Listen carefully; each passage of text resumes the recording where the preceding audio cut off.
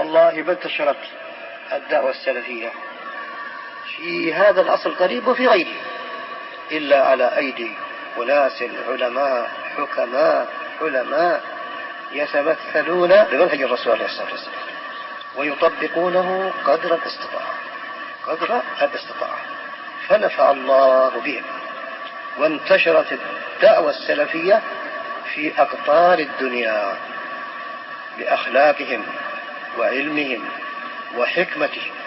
وفي هذه الأيام نرى أن الدعوة السلفية تتراجع وتتقلص، بارك الله فيكم، لأنها فقدت حكمة هؤلاء، حكمة الرسول قبل كل شيء، وحلمه ورحمته وأخلاقه ورفقه ولينه. والله لقد شتمت عائشة يهوديا فقالها رسول الله: يا عائشة إن الله يحب الرفق في الأمر كله. حديث متفق عليه. هذا الحديث إذا ذكره عالم يوجه الشباب إلى المنهج الصحيح في الدعوة إلى الله، يقولون هذا تمييع. إذا ذكرت الحكمة والرفق واللين والحلم والصف التي هي من ضروريات الدعوة إلى الله تبارك وتعالى، ومن العوامل التي تجذب الناس إلى الدعوة الصحيحة فيدخل الناس في دين الله أفواجا، يستخدمون التنفير، رغم أن الرسول يقول: إن منكم منفرين، يسروا ولا تعسروا وبشروا ولا تنفروا. يا إخوان، هؤلاء لا يدركون، وإلا فوالله يلزمهم أن يصموا الرسول بأنهم ميت، والصحابة وعلماء الأمة بأنهم ميتون. يلزمهم على هذا التشدد العنيف المهلك الذي أهلك الدعوة السلفية، يلزمهم أن يكون الرسول نفسه الذي يدعو إلى الرفق والحكمة واللين يكون هو ميت. استغفر الله، والله لا يريدون هذا ولا يقصدون، ولكن لا يدركونه. فعليهم الآن أن يدركوا ماذا يترتب على هذه الأحكام، ماذا يترتب على هذه الأحكام. نحن والله نجاهد ونناظر ونكتب وندعو إلى الله عز وجل، فيعتبرون ميين لا نقول حكمة ولين ورفق، لما رأينا أن الشدة أهلكت الدعوة السلفية ومزقت أهلها، فماذا نصنع؟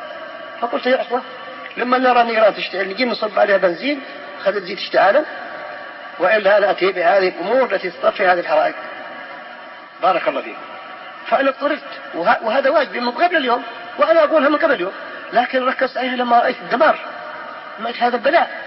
أقول: عليكم بالرفق، عليكم باللين، عليكم بالتآخي، عليكم بالتراحم. الآن يعني هذه الشدة توجهت إلى أهل السنة أنفسهم، تركوا أهل البدع واتجهوا إلى أهل السنة بهذه الشدة المهلكة، وتخللها ظلم وأحكام باطلة ظالمة.